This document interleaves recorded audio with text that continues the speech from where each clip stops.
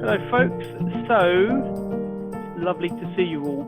We are already at the 50 attendee mark, which is amazing. So greetings, thank you for coming. A lot of this session today will be talking to each other and so on. So without further ado, I'm going to pass over to Vibhu to kick us off. Vibhu, we have just under 60 people on the call. You have the stage. Fantastic. Thank you so much, Matt. And hello, everybody. Welcome to today's rendezvous. I see many new faces, which is actually really, really nice, because that means that, we're reaching out to new communities and it's really fun. So I'm Vibhu Shri from REN21, and I lead regional development and partnerships here at REN21.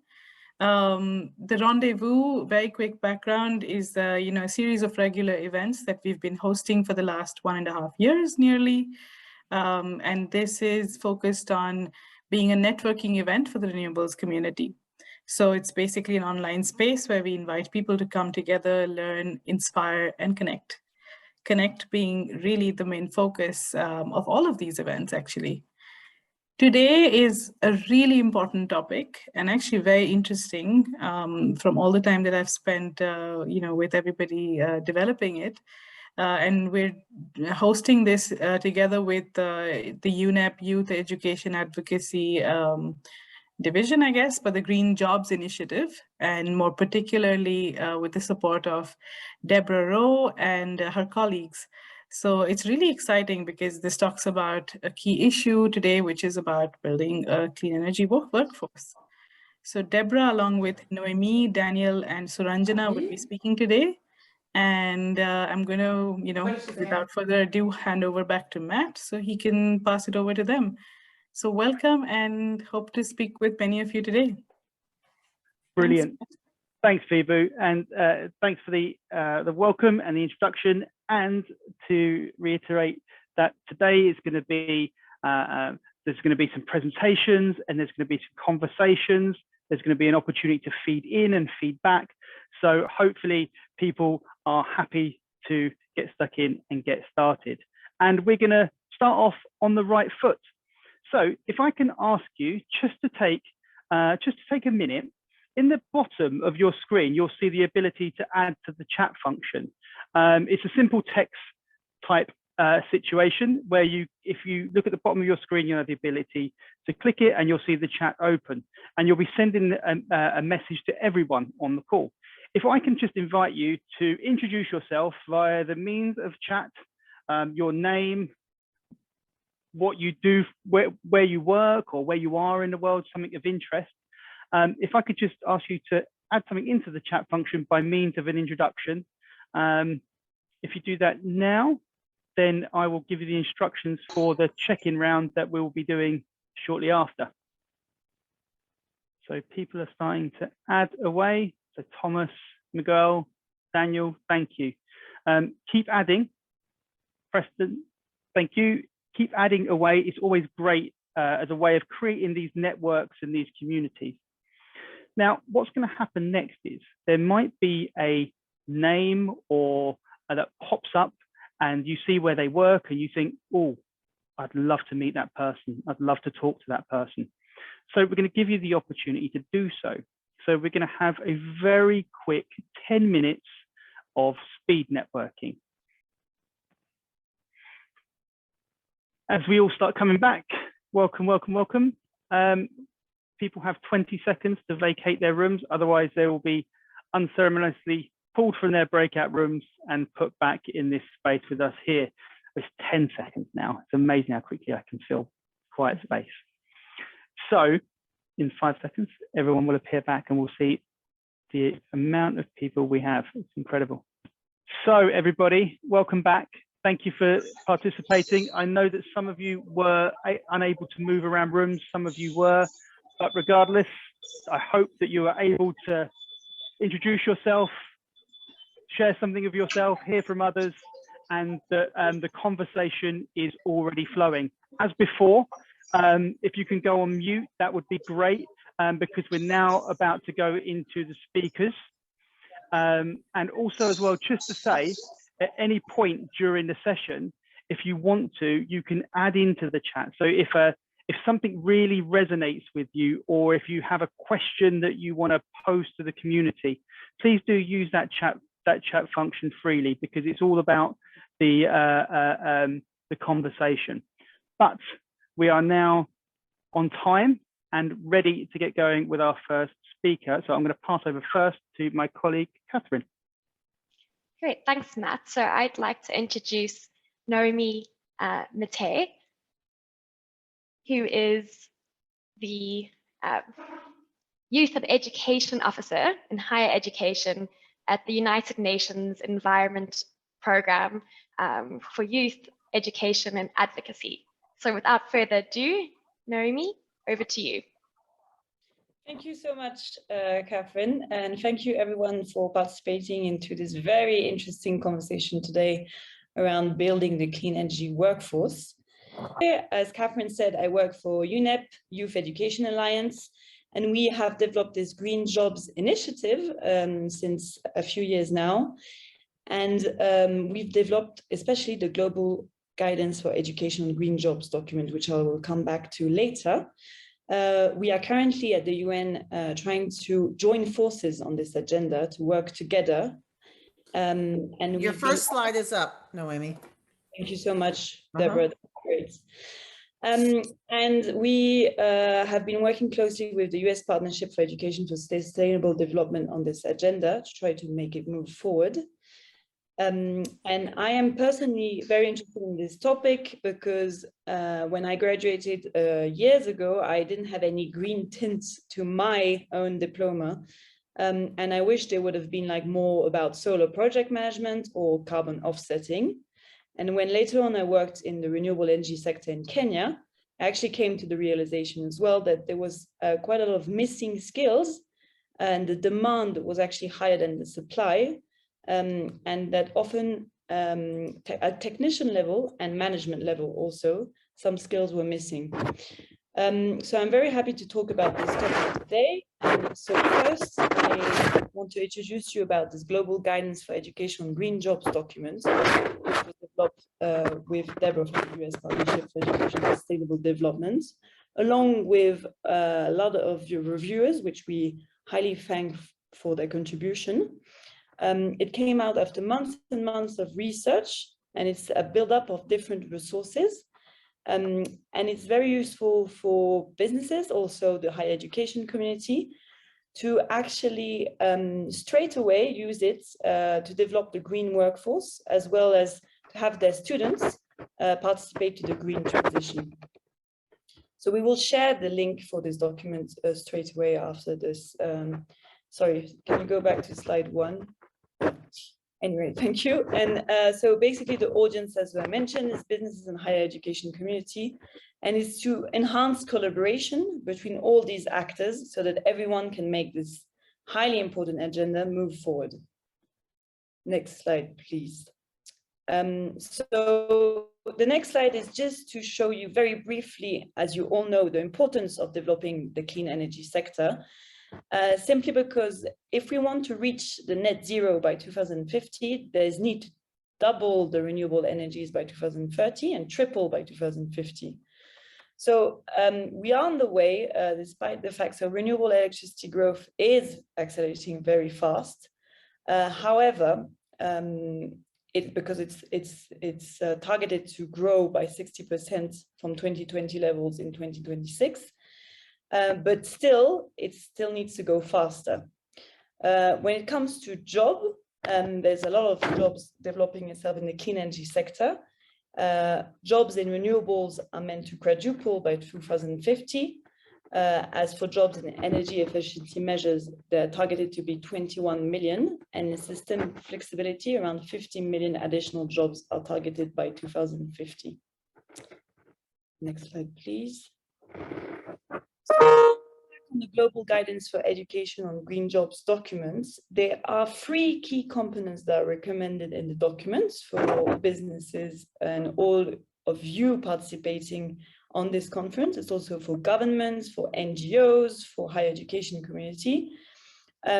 We So there's 3 actions, but there's also a lot of others, of course. So we want you to work around knowledge enhancement, skills and competency development, and job opportunities.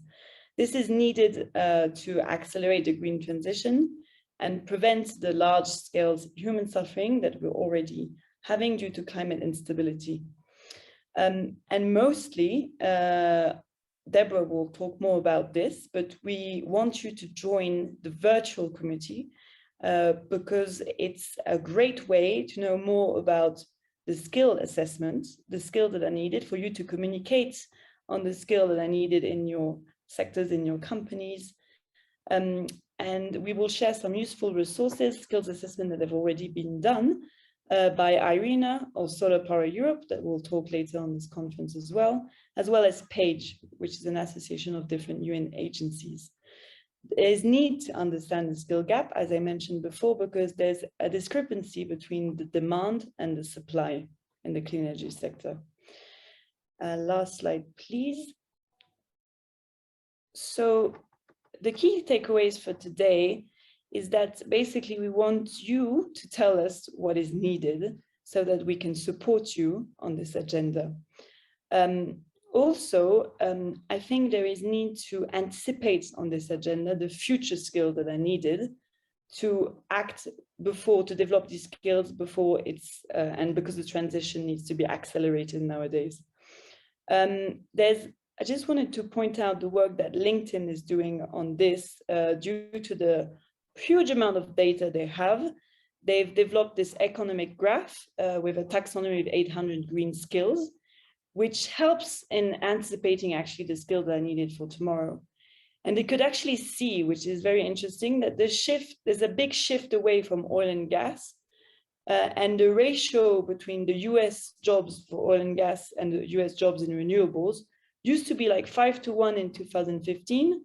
Now it's 2-to-1, and they're actually forecasting that it will be outpaced in 2023. There will be more jobs in the renewable energy sector. I just wanted to also emphasize on the need for this transition to be inclusive and to pinpoint on especially gender equality, because IRENA did a very interesting survey on the women in renewables that showed that there were only 32% of women in renewables and mostly directed to non-STEM jobs. So there's real need to reinforce the workforce, especially women-wise, on STEM through scholarships, through early exposure for girls, and also for it to be inclusive of all youth from different backgrounds. So again, we're here to support, to listen to you. That's why we're creating this virtual community along with the summits. Debra will detail more about it. And for you to communicate the skills that you need. Thank you so much. Brilliant. Thank you, Naomi. Just to say, whilst you were talking, there were 23 comments, people introducing themselves or responding to what you're sharing in the chat function. So what you're sharing clearly is triggering off the conversations in the community. So it's really appreciated that you would kick us off today. So thank you. I'm sure that lots of people in the room will want to talk about this more so, and you will have the opportunity to. But I would like to first pass over to Debra, who's going to do the next speaking session for us before we then go into those conversations. So without further ado, I'm going to head straight over to Debra. Debra, over to you. Thank you so much. And thank you everybody for being here. I really look forward to listening and to learning as we move forward. So let's talk about this clean energy and green economy workforce readiness initiative that we put together for this sector to help you with meeting your goals. We have a lot of collaborators on this. Thank you to REN21 for hosting this event today. I can't name them all, but I do want to mention HESI, the Higher Education Sustainability Initiative.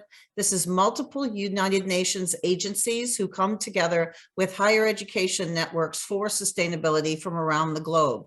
And we have a dedicated work group to really work on this Green Jobs Initiative and support the UNEP-YEA work through those collaborations. We also have contributors from all these UN agencies. You can see the World Bank, a number of other experts to this global guidance document. But we know there's also experts in the room, and whether you're an expert or not, in order to make this workforce readiness initiative work, you are also a collaborator today on this initiative. We literally cannot do this Green Jobs Initiative without you. So thank you for being here.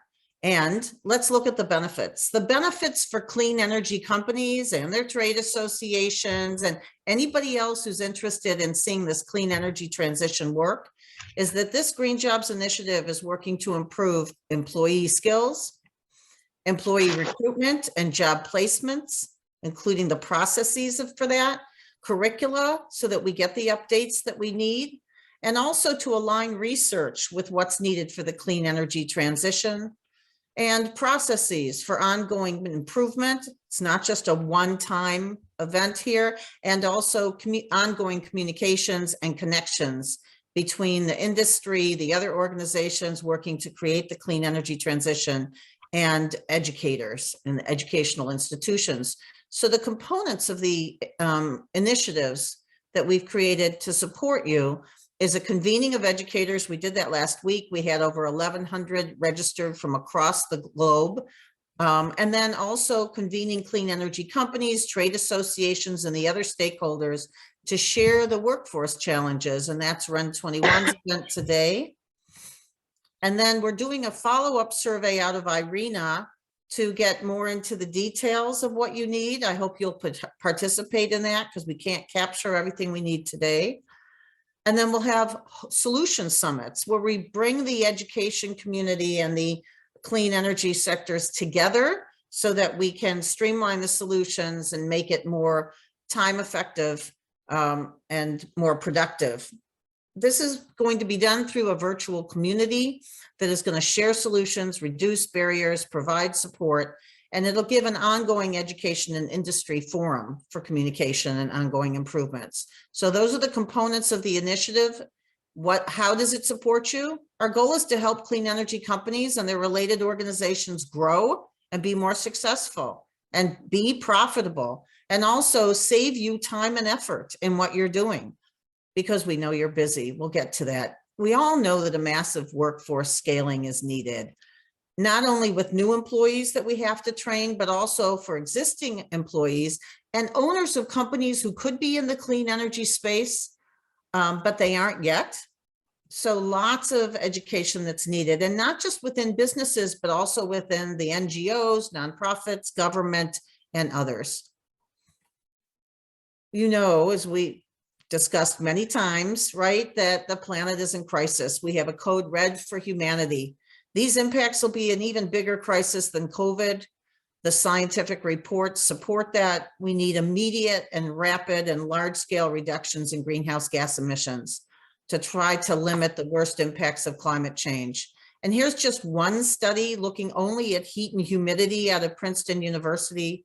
And it shows that 3 billion people are living in places where they will not be able to live because of the heat and humidity factors. Our bodies won't be able to take it.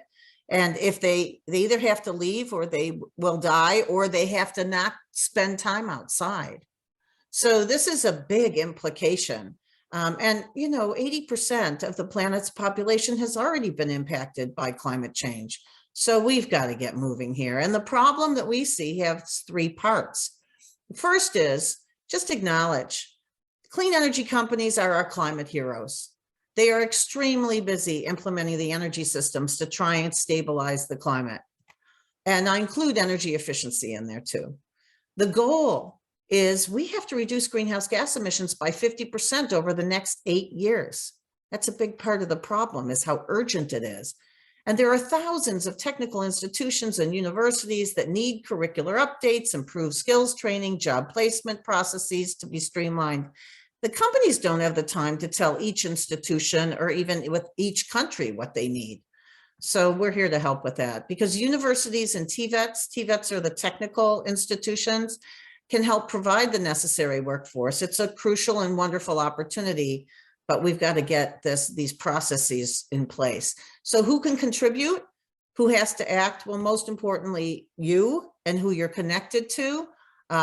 We need your inputs about employers' needs. And then we can communicate it to the education sector. I've spent 42 years as a professor of renewable energy technology. I've helped colleges and universities and TVETs around the world create their own programs, and just have had the privilege of being able to connect with many who are working on this. So you can see who we're already working with on the education side here. And we are working with educators in all disciplines because there is no real energy department or energy discipline inside of universities. And so all of them can contribute, and we're working with them to show them how. And then also the career centers that work on internships, job placement, career guidance, that it often gets down to the level of departmental staff. So all of these groups are interested in hearing what the company's needs are. Renewable energies is not an academic discipline, as I've said, but there are degrees, courses, and certificates that are becoming more common. So one of the things we want to do is empower your voices to ask for more of that.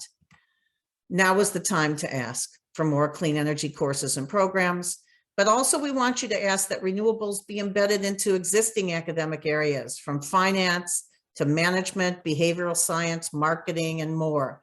I think many of you know that the companies, the trade associations need to share those kinds of skilled employees, and so that we can get to where we need to be. We can help you be heard by the decision makers, bring you together, but also share what you've shared with us. I know many of you are already working on this, and we want to hear what you're doing. So please put into the chat, because we're going to save it and go through it. Please put into the chat what you're already doing to communicate with educators to help them better prepare students to be the workforce for the clean energy transition. If you're already doing something, say we are doing. If you want to be doing something and you're not doing it yet, say we would like to, or we need someone to. And if you have related links, please include those. So I hope while I finish talking, that you will use the chat to share those resources. Also, if you want us to contact you, you can also include an email in there so that we can reach out to you. While you do that, I want to talk about research. It's important. We have a lot of researchers in academia, and it's very important for us to align our research with your needs. So we need to understand what your research needs are as well. And we have a mechanism to help you. The Sdg Publishers Compact was created by the International Publishers Association. And those are the publishers of academic journals and practitioner journals around the world. And so we have a fellows program. We've got 16 fellows, many coming from these different publishers. We're aligning toolkits and events for the publishers and the journal editors and the potential authors. So once we understand what your research needs are, we'll be able to share it with them and direct those resources. Now, there's also master's degree students around the world who are looking for theses topics.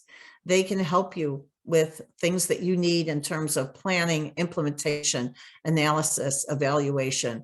So let us know what your research needs are. So the good news is the Green Jobs Initiative, also sometimes called the Workforce Readiness Initiative for the Green Economy, and the Higher Ed Sustainability Initiative, HESI, and UNEP-YEA, we're here to serve you with all our collaborators.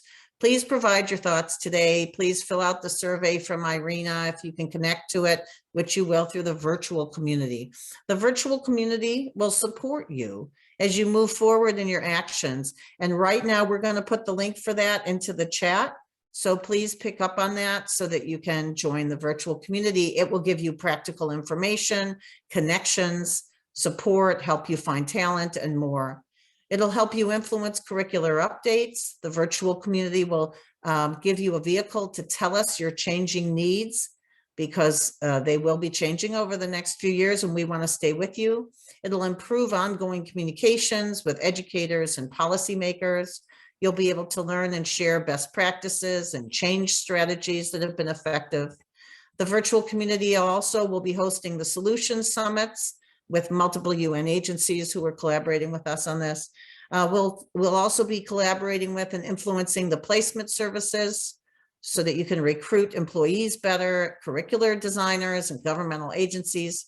Even if you can't participate because of time constraints, if you fill out that virtual community form, it'll help you get information that you can use. So once again, putting the link to join the virtual community in the chat.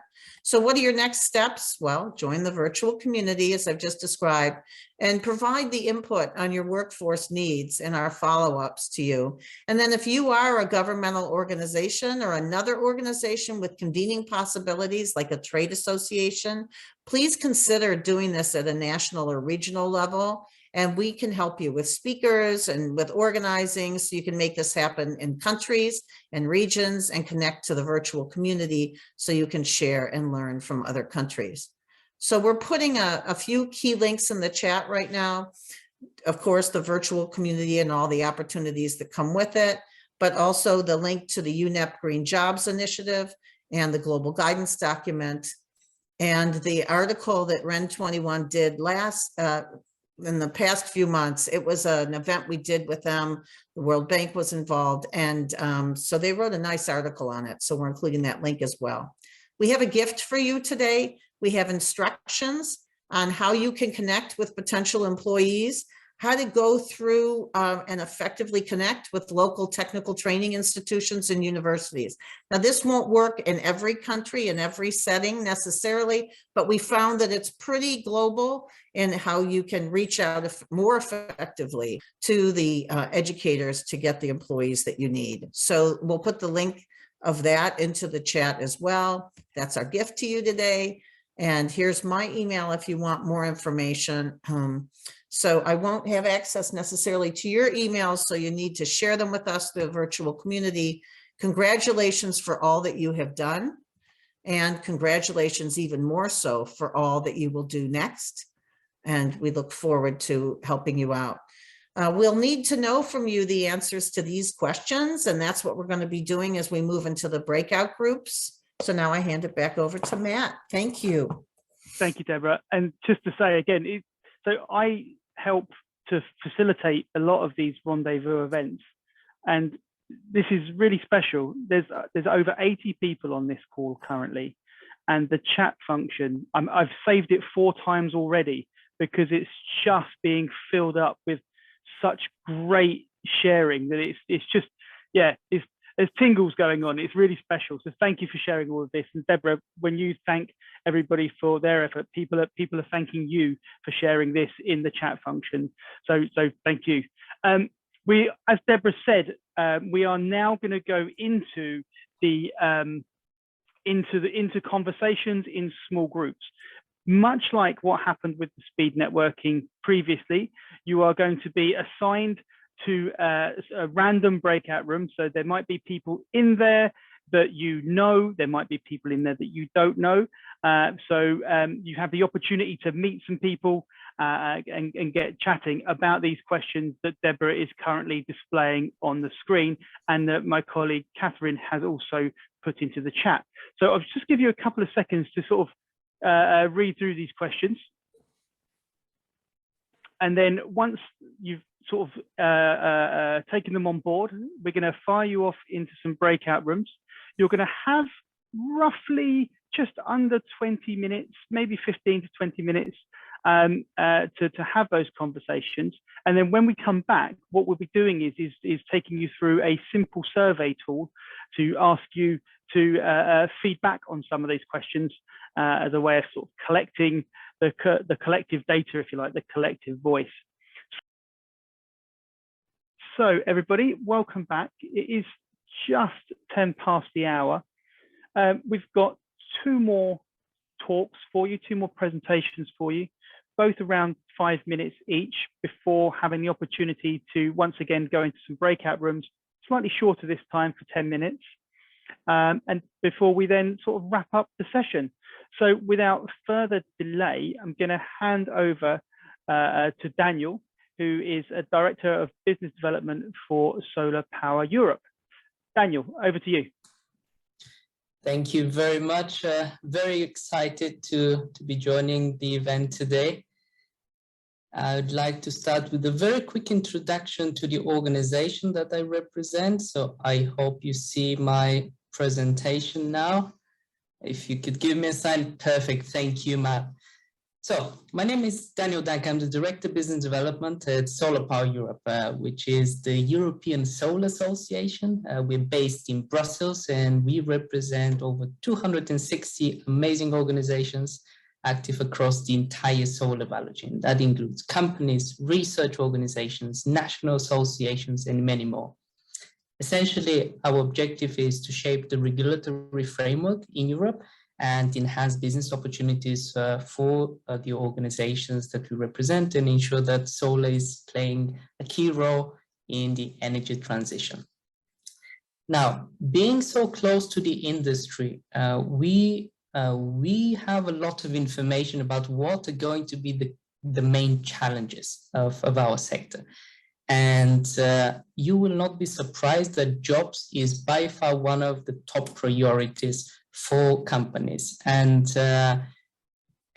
one of the main challenges actually for them is to ensure that they have enough people with the right skills fast enough, because we are very confident that the growth potential of our sector is tremendous. But what is really creating a little bit of a fear factor is whether we'll have enough people to help us with this energy transition. Now, looking at the renewable energy target for Europe set by the European Commission, and doing some analysis in our EU Solar Jobs report, we estimate that by 2030 we'll have at least doubling of the jobs in solar.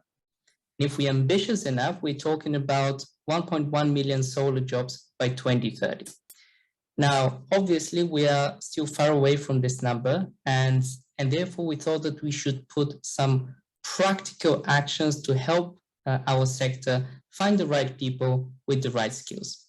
And this is how we came up with the idea to start this project, the Solar Workforce Platform, which essentially is a three-stakeholder platform that is aiming at connecting, first of all, job seekers, people who want to work in solar companies offering jobs, but also organizations providing education, trainings, and courses that can provide obviously the right skills for those people. Now, we're working very closely with the solar companies that we represent to create a solar skills list, which essentially is going to be the foundation of this platform. And the idea would be that any job seeker will be able to create a profile from this solar skills list, and the solar companies will be able to post jobs based on the exact same skills list. Now, with this being said, we're confident that an algorithm can then match the profiles of the potential solar workers with the companies that are offering the jobs. As mentioned previously, education providers, training providers are essential for this platform to be successful. And therefore, we would like the platform to be able to highlight for the job seekers, but also for the solar companies, which are the skills that are missing in the profile of those job seekers that could potentially help them land the best possible jobs for them.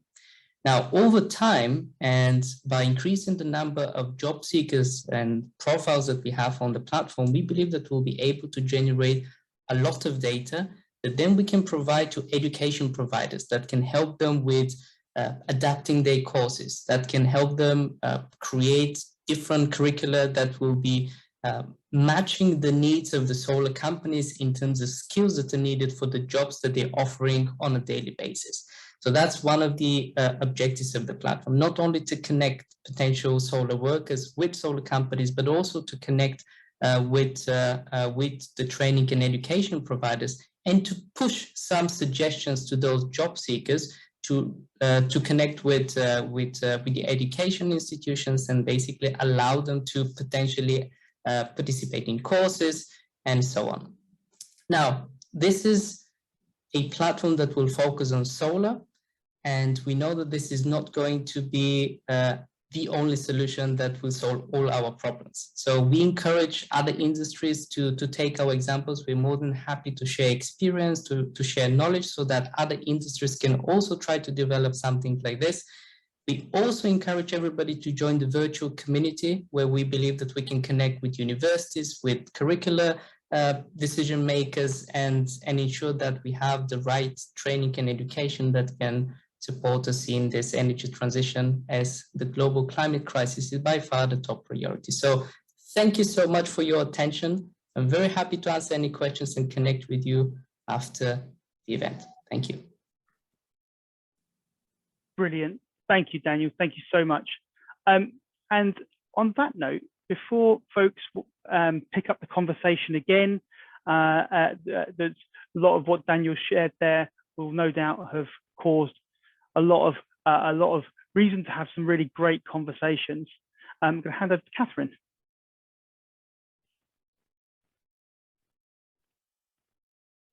My mute was on. Thank you so much, Matt. So I'm going to hand over to Suranjana Ghosh, who is the Global Director of Partnerships and Campaigns for Power for All. So let me add spotlight to you, Suranjana. Thank you, Catherine, and thank you so much, REN21, as well as UNEP and YEA for having me here today.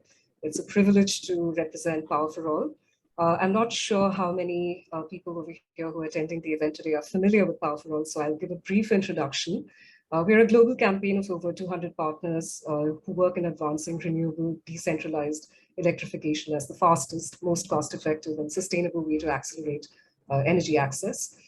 We all know that while a lot of the world still lives without access to energy, but solving energy poverty is not just a technology issue, which is why platforms like the Green Jobs Initiative are of special significance to the work that we do at Power for All, as well as for the sector. Next slide, please. So some grim numbers over here. As we all know, the world is facing many threats and challenges, from rising temperatures to the COVID-19 pandemic, all of which have created global upheavals and which needs a massive shift in paradigm in the way business is currently being conducted and the way energy is currently being provided. So we need more options other than the traditional income growth objectives, but which are also aligned to sustainable development. Now, these challenges have taken a toll on livelihoods, food security, human capital, and energy access, all of which in turn have contributed to a major rise in socioeconomic inequities globally. So the need for clean energy and decentralized renewable energy is now paramount. In the context of mitigating the inequities that I just mentioned, DRE plays a crucial role as compared to traditional business as usual approaches. The DRE sector, which encompasses solar farms, mini grids, micro and hydro, are already able to provide a basic level of energy access faster and cheaper than traditional alternatives. The role of clean energy companies, that's why, is vital for reducing energy poverty, for creating a just energy transition, and bringing electricity to areas that currently have either no access or low access. I'd like to move on to the next slide, please. Now, I know that the slide says challenges, but I'd also like to talk about what that means in terms of opportunities. So let me share some context here. While clean energy is progressing as an industry, the need for an employment-ready workforce to scale DRE solutions for energy access and decarbonization is equally important, and that's actually not keeping pace right now with the demand. The sector is limited in its ability to scale because of a combination of things. Last mile delivery, as you can see on the slide, adoption at scale, financing. Now, all of this requires creativity, ingenuity, tenacity across the ecosystem for everybody to be able to solve. So in short, it takes human capital, collective skills, knowledge, and a lot of intangible human assets to either make or break SDG 7, which is the access to reliable and clean energy. Now, despite the importance of human capacity to enable this adoption and the building of scale of DRE technology, there's yet to be a global coordinated effort to develop a DRE-specific human capital pipeline across the value chain and in the broader ecosystem. Could we go back to the previous slide, please? I haven't moved on. Thank you so much. Yeah. So what we're saying is that we need to be able to build a DRE-specific human capital pipeline across the value chain and in the broader ecosystem, in banks, utilities, engineers, entrepreneurs. So the opportunity and the impact potential of jobs is actually enormous. Next slide, please. Thank you. I'd like to talk a little bit about the Powering Jobs campaign, as well as report that Power for All created in 2019. And this was done to create advocacy and awareness around the need for a robust human capacity pipeline for the DRE sector. This has become a very comprehensive report that the sector actually widely cites and uses.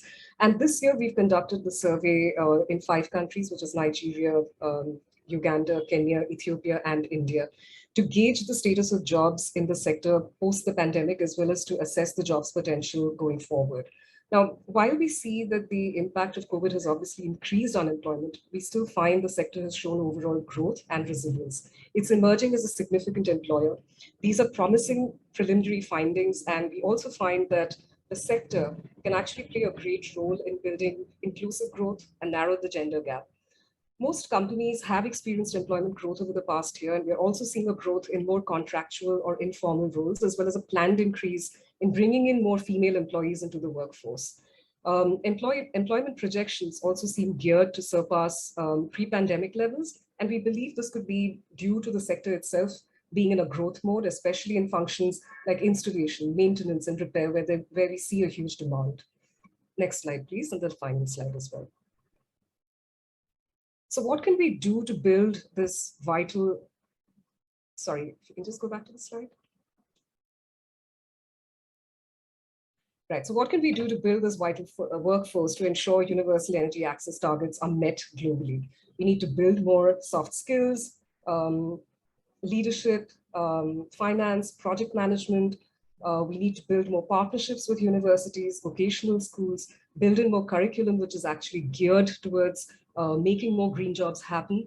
And all of these kinds of modes have actually helped pin successful transitions for other energy subsectors previously, such as the utility scale solar. Now, globally, future generations must also be prevented from simply defaulting to fossil fuels for energy, and jobs in the DRE sector can help make this a possibility. Platforms like the Green Jobs Initiative are vital for companies in the sector to grow, to be more successful, and inspire more youth to opt for green skills and green jobs.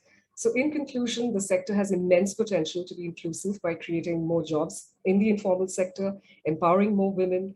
And we really urge you to look out for the Powering Jobs report, which should come out in mid-2022. You can also access our 2019 report on our website, which is www.powerforall.org. I'll also drop it in the chat box. And I'd also urge all participants today to stay connected in this conversation via the Green Initiatives virtual community. Thank you so much for having me.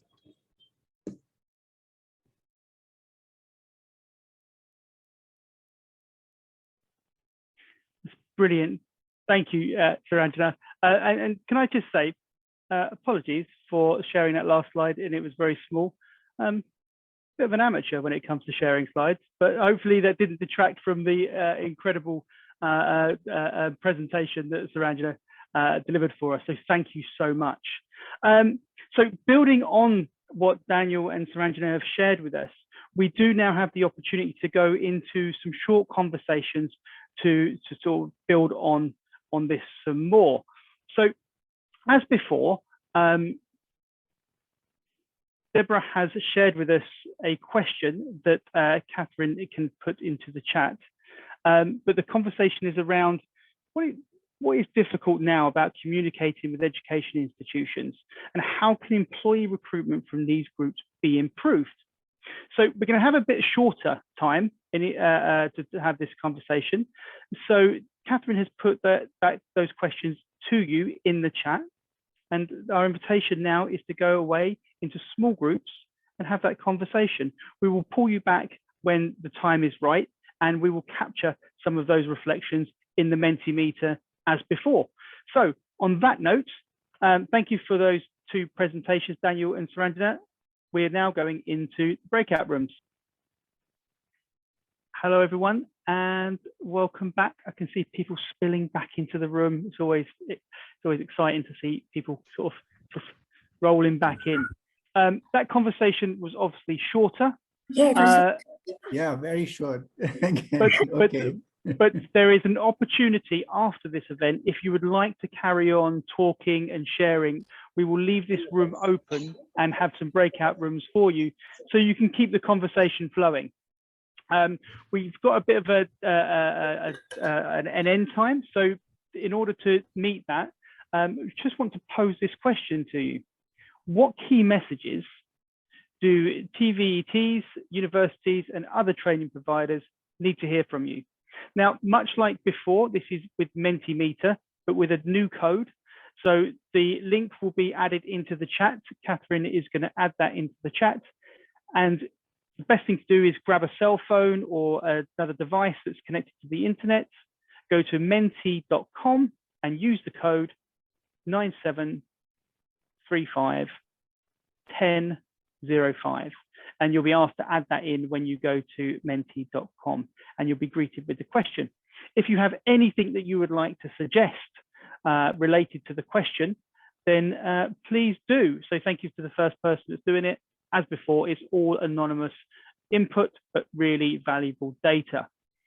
So as you're doing that, I'm just going to tell you how we're going to round this session up today. We're going to hand over to Debra and Vibhu to say some closing words.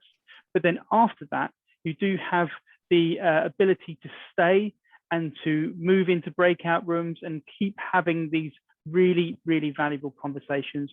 The Zoom meeting that we're in now will stay open for about another 30 minutes afterwards. So as you're adding into the Mentimeter, I'm going to keep my screen shared, but invite Debra and Vibhu to say some closing words as people are typing away. Vibhu, Debra. Great. I'll begin and then hand it over to Vibhu. I just want to say thank you. Thank you to REN21. Thank you to the speakers for the wonderful work that they are doing. And thank you most of all to all of you today for your efforts to build a more sustainable future for all. Please remember to continue to communicate with us so we can help get your needs known in the education sector. We run these networks. We can get to universities and TVETs around the world and save you that time of having to reach out to them individually, and also amplify your voice as we convene them and bring you into those conversations. We want to help bring you the employees that you need and that your associated organizations need. And once again, we're going to put the link right now on how to communicate with us, which is by signing up for the virtual community. And then once we get that sign up, we'll send you more information.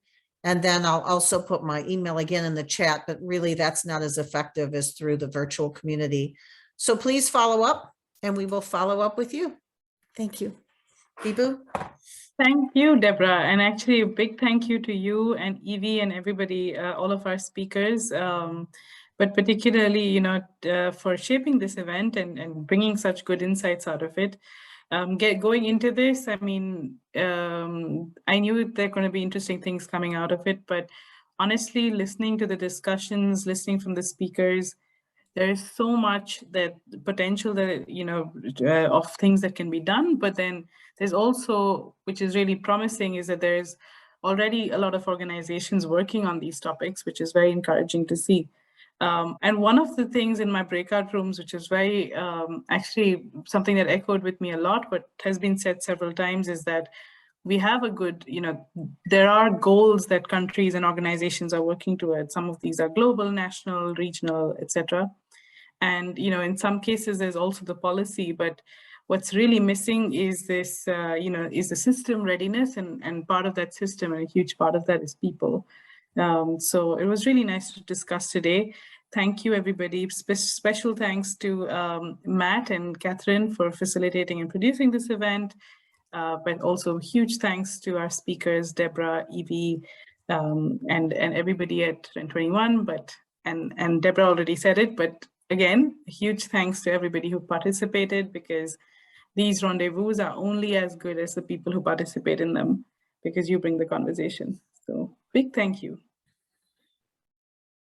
Back to Matt. Brilliant. Thank you, Debra. Thank you, Vibhu. Thanks to all the speakers, and thanks everybody attending.